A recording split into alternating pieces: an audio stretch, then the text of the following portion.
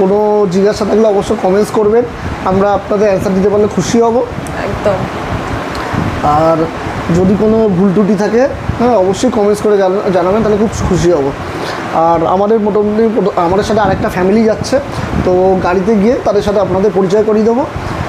আর প্রথম দিন প্ল্যানিং এখনও কোনো প্ল্যানিং না, মানে টোটালটাই কতদূর যেতে পারবো তার উপরেই যাব।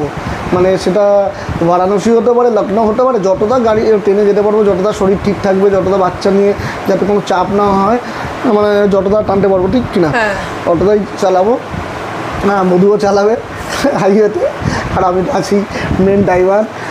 তো ঠিক আছে মা, তাহলে আসছি, ঠিক আছে?